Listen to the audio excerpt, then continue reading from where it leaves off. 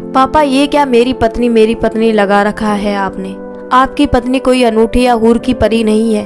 जब से आए हैं एक ही रट लगा कर रखी है कि इस घर में हिस्सा नहीं देंगे। इन पैसों पर तुम्हारा कोई हक नहीं है। मैं मेरे घर की अलमारी भी नहीं खोल सकता क्या? माँ मुझे अलमारी खोलने से रोक रही थी, इसीलिए मजबूरी में उन्हें धक्का देना पड़ा। आखिर इस घर पर हमारा भी तो अधिकार है। छोटा बेटा अमित अपने पिता आलोक जी से बोला। आलोक जी ने खींचकर एक तमाचा छोटे बेटे की गाल पर जड़ दिया और गुस्से से बोले, तुम्हारी हिम्मत कैसे हुई मेरी कल्याणी के साथ ऐसा व्यवहार करने की?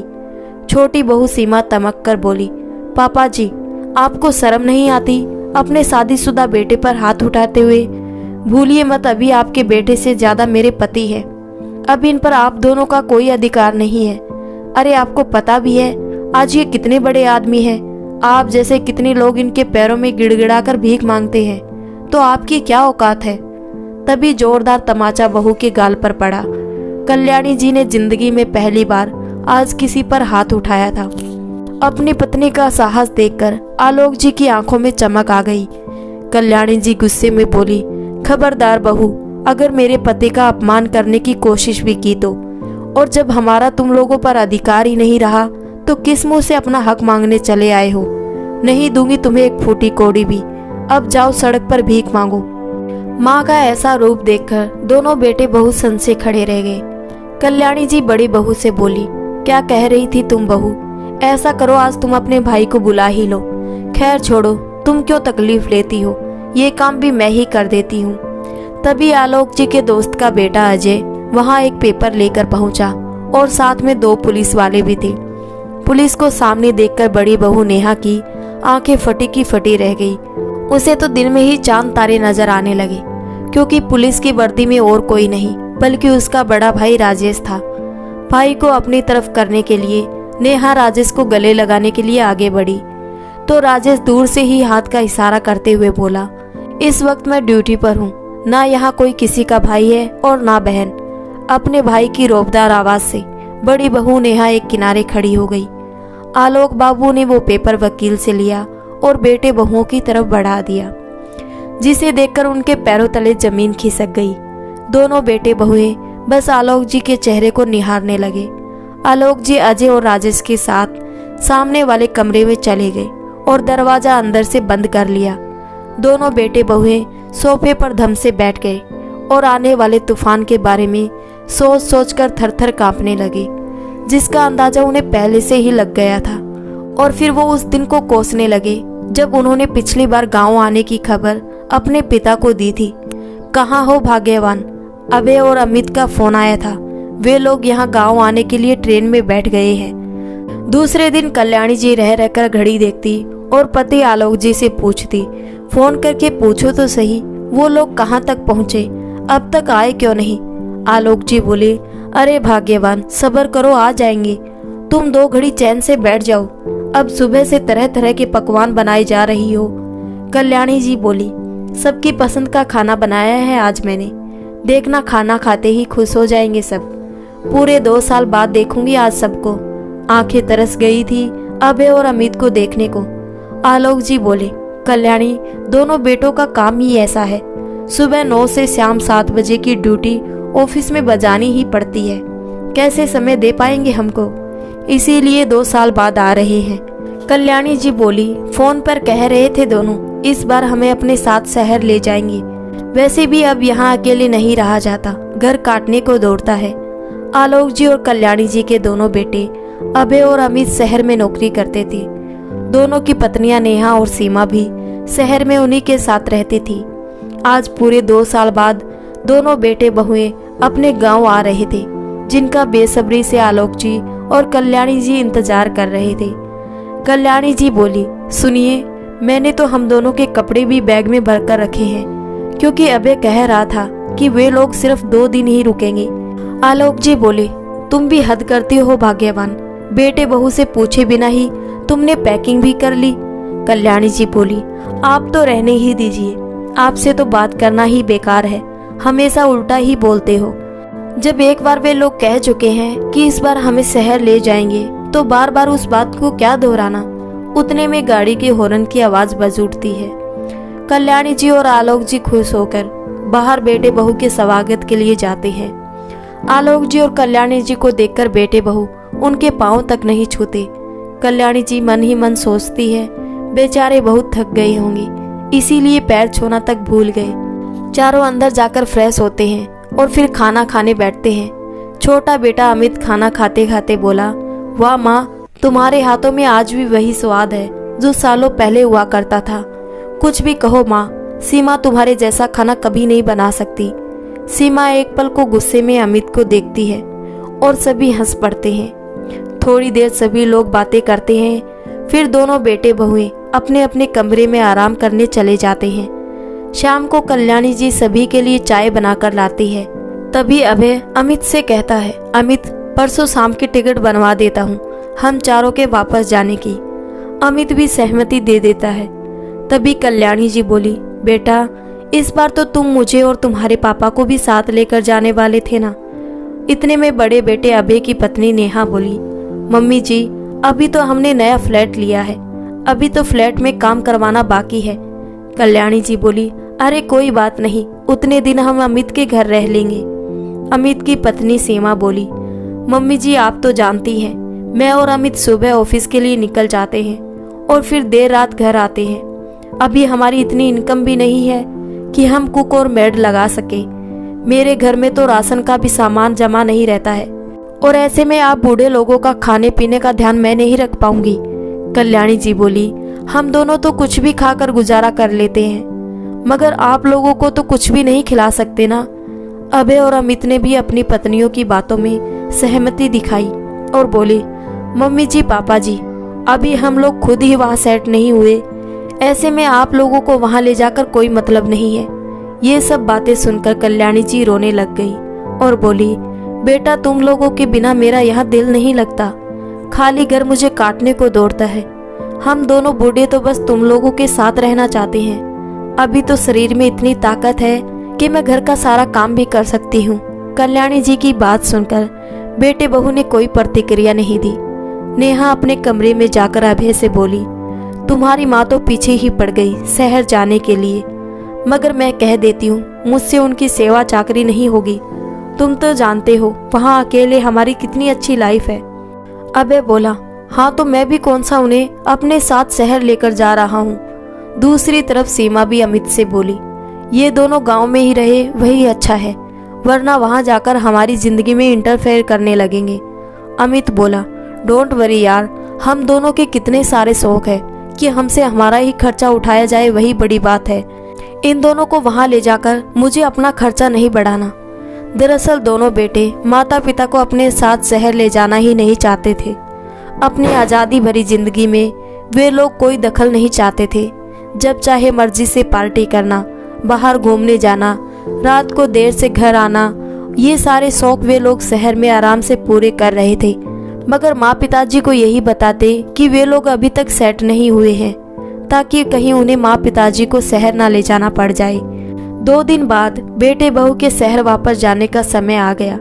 कल्याणी जी की तो आंखों से आंसू थमने का नाम ही नहीं ले रहे थे। वो फिर से एक बार बोली, मैंने तो हम दोनों के कपड़ों का बैग भी तैयार करके रखा था। अभय माँ की बात को काटते हुए बोला, माँ अब हमें जाने दो, ये क्या जाते वक्त रोना धोना लगा कर रखा है। पीछे पीछे अमित भी बोला, हाँ माँ, आप लोग शांति से यहाँ रहो, वैसे भी शहरी जीवन आप लोगों के लायक नहीं है। इतना कहकर वे लोग स्टेशन के लिए गाड़ी में बैठ गए। आलोक जी तो सब कुछ समझ चुके थे, मगर नहीं समझी तो कल्याणी जी थोड़ी ही देर में बोली, सुनिए, घर बिल्कुल खाली खाली लग रहा है, बेटे बहू के बिना बिल्कुल अच्छा नहीं लग रहा।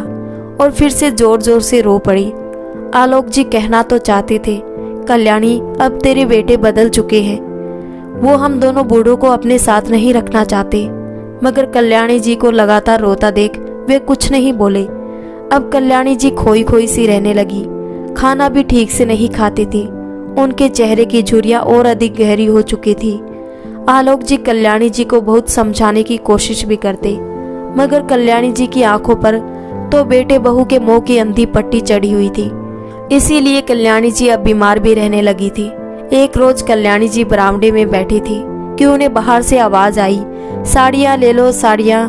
कल्याणी जी ने नजर उठाकर देखा तो एक बूढ़ी महिला करीबन 70 साल की उम्र रही होगी, वो साड़ियाँ बेच रही थी। उसके चेहरे पर एक मुस्कुराहट लगातार दिख रही थी। उसे देखकर मानो ऐसा लग रहा था जैसे वो अपनी जिंदगी में बहुत खुश हो। कल्याणी जी ने उसे बुलाया और साड़ियाँ देखने लगी। कल्याणी जी बोली, आप इस उम्र में भी घर घर जाकर साड़ियाँ क्यों बेच रही हैं? क्या आपका कोई नहीं है इस दुनिया में? वृद्ध महिला पहले तो हंसी, फिर बोली, बहन, मेरे 4 बेटे हैं जो शहर में रहते हैं। अपना पेट काट कर मैंने उन्हें पढ़ाया लिखाया, शहर में नौकरी लगते ही उनकी शादियां भी करवाई, मगर अब चारों में से किसी के घर में मेरे लिए कोई जगह नहीं है। पति का साथ भी जवानी में ही छूट गया था। ऐसे नालायक बेटों पर आश्रित रहने से बेहतर मैंने छोटा ही सही मगर अपना व्यवसाय शुरू किया। घर घर साड़ियाँ बेचने जाती हूँ, उससे मेरा खर्चा भी निकल जाता है और 4 लोगों से मिलकर थोड़ा हंस बोल भी लेती हूँ तो दिल को सुकून भी मिल जाता है। कल्याणी जी को उन वृद्ध महिला की बात सीधे दिल पे लग गई। वो सोचने लगी, दोनों बेटे बहुओं ने वापस शहर जाकर मुझे फ़ोन तक नहीं किया, जबकि वे लोग यहाँ देखकर भी गए थे कि मेरा उन लोगों के जाने के कारण रो रो कर बुरा हाल है। मुझसे तो ये वृद्ध महिला बेहतर है जो बेटों को बुलाकर अपना जीवन यापन कर रही है। बस उसी क्षण कल्याणी जी ने भी कठोर फैसला लिया कि वो ऐसे बेटे बहुओं के लिए आंसू नहीं बहाएगी जिन्हें उनकी बिल्कुल भी चिंता नहीं है। आलोक जी घर लौटे तो देखा कल्याणी जी ने आज उनकी पसंद का खाना बनाया था। वो बोली, आप मुझे कटपीस के टुकड़े लाकर देंगे? मैं अपना खुद का व्यवसाय शुरू करना चाहती हूँ। सिलाई कढ़ाई में तो कल्याणी जी बचपन से ही निपुण थी। आलोक जी कल्याणी जी को खुश देखकर बहुत खुश हुए और बोले, कल्याणी, तुम में ये बदलाव कैसे आया? कल्याणी जी ने उस वृद्ध महिला से मिली सीख आलोक जी को बतलाई। आलोक जी बोले, कल्याणी, मैं तो ये बात पहले ही समझ चुका था, जो बात तुम्हें देर से समझ आई क्योंकि तुम अपने बेटे बहू के मोह में अंधी हो चुकी थी। खैर, देर आए दुरुस्त आए। इतना कहकर वे कल्याणी जी के लिए कटपीस के टुकड़े लाने चले गए। यहाँ कल्याणी जी ने सिलाई कढ़ाई कर अपने हुनर को अपना हथियार बना लिया और धीरे धीरे उनका व्यापार जोरों से चलने लगा। कल्याणी जी अब अपने व्यापार में इतनी व्यस्त हो गई थी कि उन्हें बेटे बहुओं को याद करने का समय भी नहीं मिलता था। वहाँ शहर में अभय और अमित और उनकी पत्नियां आज आपस में मिले तो अमित बड़े भाई अभय से बोला, भैया, रोज ही 9 से 7 की नौकरी करके थक गया हूँ और महीने की वही नॉर्मल सैलरी जिससे अब गुजारा भी नहीं होता। अभय बोला, अमित, तूने तो मेरी मुंह की बात छीन ली। मेरा भी कुछ यही हाल है। मैं यही सोच रहा था, क्यों ना हम दोनों मिलकर कोई व्यवसाय शुरू करें जिससे आमदनी बढ़ सके, मगर व्यवसाय करने को ज़्यादा पैसे चाहिए होंगे, वो कहाँ से लाई? तभी अमित की पत्नी सीमा बोली, अरे गांव में आपकी माँ पिताजी इतने बड़े घर में रह रहे हैं, वो घर कब काम आएगा?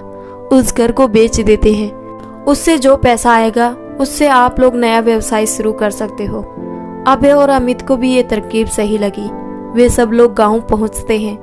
गांव जाकर जब अपनी माँ का नया व्यवसाय देखा तो उन लोगों को बहुत आश्चर्य हुआ।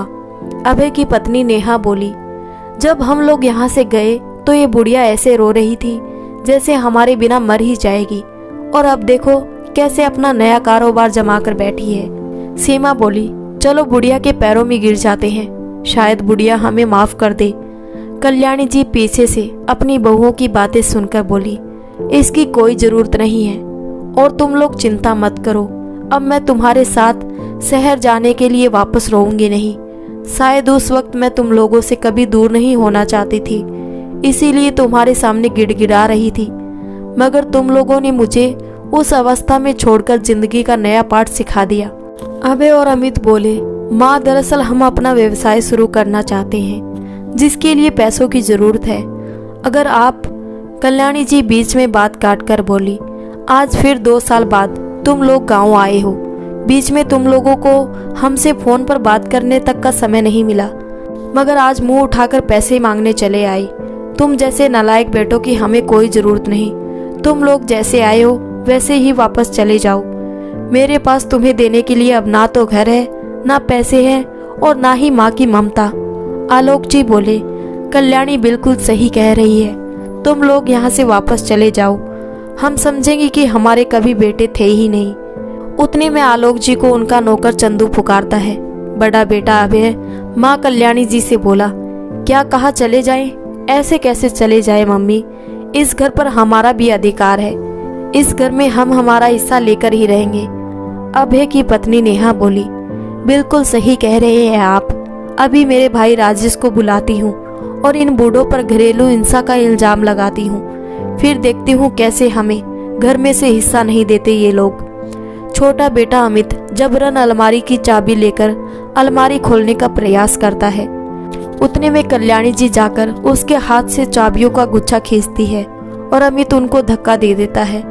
आलोक जी ये देखकर तमतमा उठते हैं और अमित को एक थप्पड़ जड़ते हैं। आलोक जी और कल्याणी जी पहले ही वकील अजय और राजेश को सब कुछ बता चुके थे, इसीलिए उन्होंने उन दोनों को बुला लिया। अजय ने जो पेपर बेटे बहुओं को पकड़ाया था उसमें साफ साफ लिखा था कि जो बेटे बहुएं अपने माता पिता की सेवा नहीं करते उनका माता पिता की प्रॉपर्टी पर भी कोई अधिकार नहीं है। थोड़ी देर में दरवाजा खुला। आलोक जी, अजय और राजेश बाहर आए। नेहा का भाई राजेश बोला, अगली दफा तुम चारों में से किसी ने भी आलोक जी और कल्याणी जी को परेशान करने की कोशिश की तो तुम चारों को गिरफ्तार कर लिया जाएगा। और नेहा, तुम वहाँ मायके में भी अपनी भाभी को परेशान करती थी, जिस वजह से मम्मी पापा ने तुम्हारी शादी जल्दी करवा दी। और अब यहाँ ससुराल में अपने सास ससुर की भी सेवा नहीं हुई तुमसे। सुधर जाओ अब तो, वरना ससुराल तो ससुराल, मायके से भी हाथ धोना पड़ेगा तुम्हें। दोनों बेटे बहुएं आलोक जी और कल्याणी जी से माफी मांगते हैं, मगर वो उन्हें माफ नहीं करते और दोनों बेटे बहुएं इतना सा मुंह लेकर वापस शहर चले जाते हैं। दोस्तों, माता पिता अपने बच्चों से निस्वार्थ प्रेम करते हैं, मगर वही बच्चे बड़े होकर माता पिता की प्रॉपर्टी और पैसे से तो प्रेम करते हैं, मगर अपने माता पिता से नहीं। माता पिता का प्रेम उनके लिए कोई मायने नहीं रखता। जो माता पिता अपने बेटों को पालकर एक साथ बड़ा करते हैं, क्यों बड़े होकर वही बेटे अपने अलग अलग घर में भी अपने माता पिता को नहीं रख पाते? यह स्टोरी लेकर आपकी क्या राय है, नीचे कमेंट करके जरूर बताइएगा। अगर आपको हमारी वीडियोस अच्छी लगती हैं तो वीडियोस को लाइक कर दें और हमारे चैनल सोशल स्टोरी को सब्सक्राइब कर लें।